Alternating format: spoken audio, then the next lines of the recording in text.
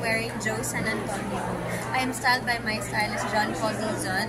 I did my own makeup, but of course I consulted my makeup artist, Tazia Famek. Wow. And my hair is by Villanueva. Tonight, ang inspiration ay kung sino talaga ako bilang tao. And I think the theme of the preview ball for this year is to be authentic. And that's why I went with who I really am. So it's just two words that really define who I am, which is simple and straightforward. And that's the look. Kamusta naman yung taping nyo ng Sangre? Ay, kami po Mabilis sa na, na ba? Sangre ay masayang-masaya kami nagtitape. And tuloy-tuloy lang po ang aming creation sa aming show, of course. Pero hindi siya madaling gawin dahil napakalaki ng proyekto. Pero excited kami na sana ay mapalamit na yung pagkakataon na mapanood na ng mga tao yung ginagawa namin. Kinakabahan ba kasi sobrang pinanood ng mga tao yung mga unang palabas ng mga Sangre, Encantada, everything? Siyempre naman po, hindi naman maalis na nakakaba, lalo na napakadaming Encantadics ang nakatutok at ang daming tao na napamahal talaga sa mundo ng Encantadia. Pero sa kabila ng lahat ng yun, siyempre hindi kami papayag na manaig ang pressure sa amin. Kasi ginagawa namin ng lahat para talagang mapaganda at mabuo ang Encantadia Chronicles sa amin. Bianx, naging trending kasi yung guesting mo sa Showtime recently, no? Yung lookalike ni Ruru Madrid, yung isa sa contestants doon. Nagbiro ka kasi na parang, pinag-uusapan ng kasal, pero yung anniversary, hindi mo alam, and tingin na ibang tao, baka may hugot on your part.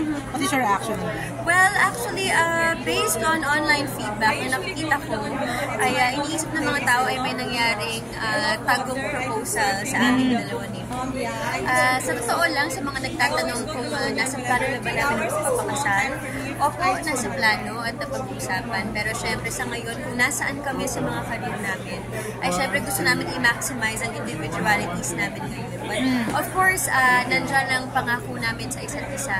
And we will see kung ano ang mangyayari sa susunod na yugto ng mga buhay. Bianx, what is your reaction pag nasasabing selosa ka? Are you selosa ka ba talaga? Well, hindi ko naman itatanggi. And I guess it's for everyone, especially for those in the industry. Kasi tao lang naman po tayo. Hindi naman maalis na makakaramdam tayo ng selos, makakaramdam tayo ng tampo. But I guess yung pagiging selos ako, masasabi ko, alam kong nasa lugar. Alam ko kung kailan ako dapat magselos at kung kailan hindi. And sa relationship naming dalawa ni Ruru, alam din namin yung tamang pag-handle. Kapag parehas kaming masasabi namin na mahal, medyo hindi komportable, o kapag nagtatanong kami, ang goal namin sa relationship namin is to always be honest and transparent with each other. Pag may mga kissing scene ka or siya sa ibang leading lady or leading man, kailangan magpaalaman ka? Well, sa aming dalawa ni Ruru, hindi namin point na magpaalam. Ang point lang namin ay ipaalam. Okay. May difference between sa magpaalam at magpaalam. Papaalam mo lang, mahal, gagawin namin ito ngayon, pero hindi para itanong na okay lang ba gagawin namin.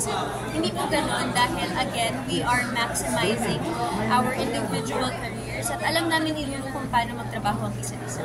Parehas kami ng level of passion and dedication. So kung anong kailangan at hanggat sa mga kaya namin ay ibibigay natin. Basta wala kaming sinatapakan at sinasaktan. Balik lang ako sa Showtime, how does it feel nangingibang bakod ka, and I think you're enjoying, no? Yes. Yung pagkasama sila Vice. Yes. Mga taga-ABS. Actually, mula pa naman noong unang beses na nakapag-Showtime po ako, I have always felt happy and comfortable on the stage with them. Kapag po nasa Showtime, nakakatuwa kasi yung pakiramdam na nagkakasama na kami lahat from both networks, nagkakasalamuhan na kami lahat. And it feels good na talagang pamilya at nagtatrabaho kami bilang isang puso. Maraming salamat. Pwede ba ako